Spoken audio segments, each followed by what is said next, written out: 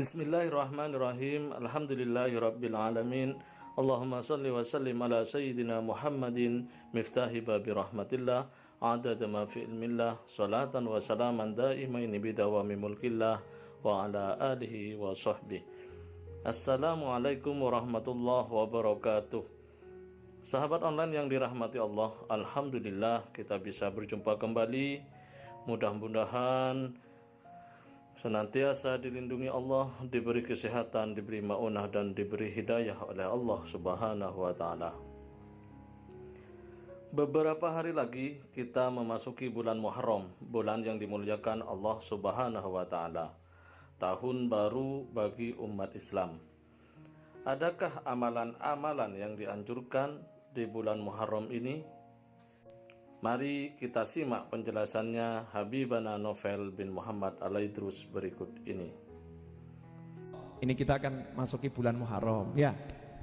Masuki bulan Muharram sebentar lagi. Nah, untuk malam tahun baru, saya ucapkan Happy New Year. Ini bid'ah, nggak ada tuntunannya. Bid'ah ini. Happy New Year itu bid'ah, tapi bid'ah hasanah. Judulnya mengucapkan selamat masuk tahun baru, kan doakan semoga selamat, Happy New Year, betul? Ya. Kemudian yang kedua, nanti pergantian tahun baca doa awal tahun dan akhir tahun, itu juga bid'ah. Ya, doa awal dan akhir tahun itu bid'ah, ulama yang buat, ulama yang buat. Tapi kalau bid'ah yang buat ulama berarti bid'ah hasanah. Kenapa? Karena memang berdoa setiap saat itu diperintahkan oleh Allah Subhanahu wa Ta'ala, apalagi di momen-momen penting. Di situ kita memang disuruh berdoa. Rasul mengajarkan di momen-momen penting berdoalah. Ini ada pergantian tahun, ya. Maka kalau dulu ada Rasulullah SAW, tahun itu dibuat karena setelah wafatnya Rasulullah SAW, ya kan? Setelah wafatnya Rasulullah dibuat penanggalan Islam yang buat Sayyidina Umar, ya, yang buat Sayyidina Umar diambil dari bulan hijrahnya Nabi Muhammad SAW. Maka dikatakan tahun hijrah. Bulannya tetap sama, Muharram, Safar, itu sama dengan penanggalan Arab. Tapi tahunnya itu diambil dari hijrahnya Nabi Muhammad SAW. Makanya kita mengenal awal tahun, akhir tahun, ya di akhir tahun gitu kan, di masa akhir, bukan di masa Nabi Muhammad SAW. Doa gitu. Kalau ada orang melarang Anda berdoa, ya udah, berarti melarang Anda menghadap Allah Ta'ala. Silahkan dia bertanggung jawab kepada Allah. Jangan baca doa awal tahun. Jawabannya begini aja. Nah, terus suruh baca doa apa? Oh, saya tiap hari baca doa. Masuk akhir tahun nggak boleh baca doa. Jangan mengkhususkan. Nah, terus kalau nggak mengkhususkan terus suruh ngapain? Jadi bagusnya awal tahun jangan baca doa, ya. Jangan ada baca doa. Apakah begitu? Akhir tahun jangan baca doa. Apakah begitu? Justru di awal tahun, akhir tahun kita baca doa itu untuk apa? Untuk muhasabah, introspeksi di diri. Setahun ini apa amalan kita? Kurangnya apa? Kita minta ampun. Tahun depan harapannya apa? Maka kita pasang niat-niat yang baik. Kemudian yang ketiga, itu di bulan Muharram ada tanggal 10 Muharram. Ada puasa Tasu'a sama Asyura. Puasa tanggal 9 dan puasa tanggal 10. Hukumnya bagaimana? Sunnah. Cara puasanya bagaimana? Yang terbaik tanggal 9 dan 10 puasa. Kalau tanggal 10-nya nggak bisa, terus enaknya gimana? Ya udah, kamu puasa tanggal 9.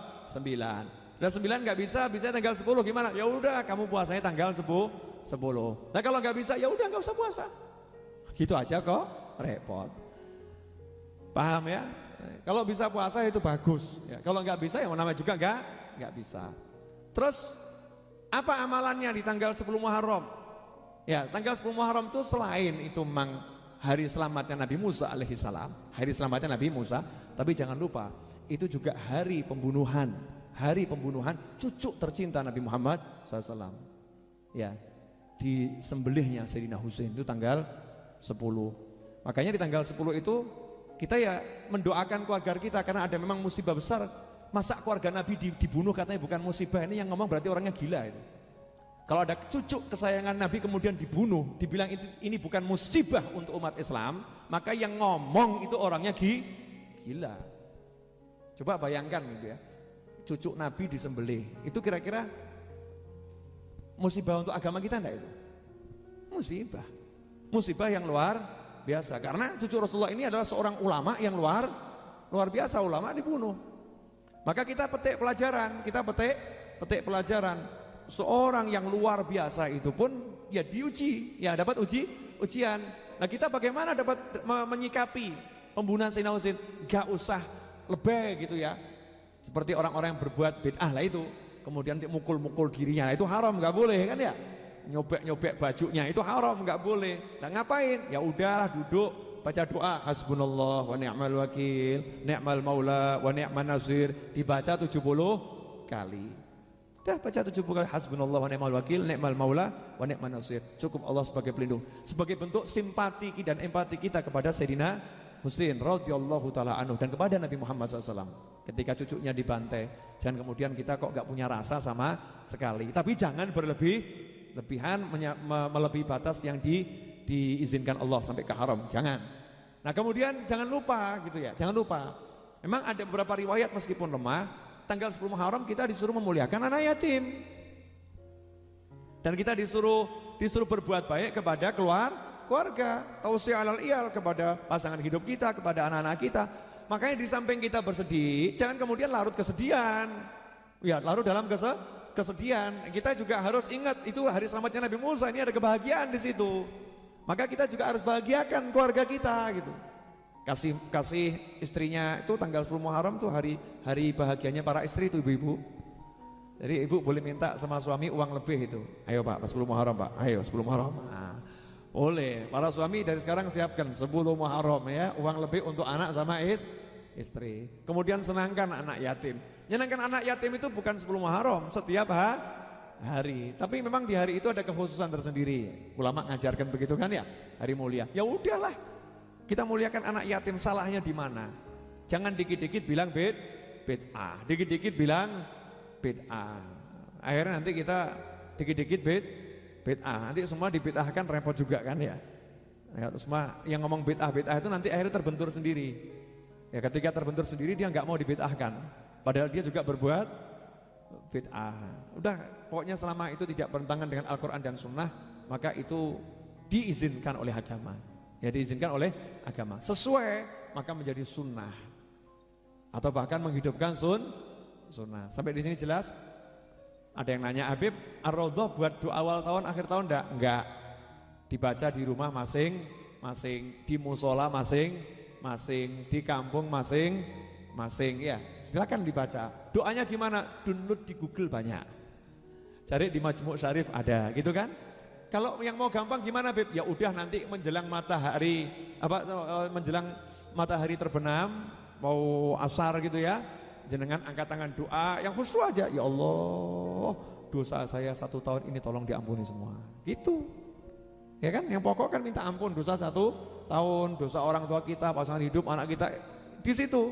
Syukur-syukur kita niru doanya wali. Kan kalau lidah kita ini kan naik anjlok gitu. Kalimat kita. Tapi kalau kalimatnya para wali kan doa itu pernah diterima di langit. Begitu doa ini dibaca naik ke langit, malaikatnya kenal. Oh ini doa sudah pernah lewat sini, ini tahu jalannya ke atas. Bukakan pintu untuk dia. Nah kalau kalimatnya baru, iki dongono sapa ora cetha iki. Ora cetha nih, kalimat gak jelas. Makanya kita disuruh niru doanya para wali kan di situ ya. Apalagi doanya para nabi. Kemudian ba'dal maghrib, ya minta baca. Itu ada yang pakai baca Yasin dulu ya nggak apa-apa. Habis baca Al-Quran apapun suratnya kalau habis baca Al-Quran kita doa, itu doa kita dikabulkan oleh Allah Subhanahu wa ta'ala. Alhamdulillah kita telah menyimak penjelasan dari beliau. Semoga ilmu yang telah kita peroleh dari Habibana Novel bin Muhammad Al-Idrus bisa kita laksanakan dalam bulan Muharram ini. Semoga barokah dan manfaat. Wallahu a'lam bishawab. Assalamualaikum warahmatullahi wabarakatuh.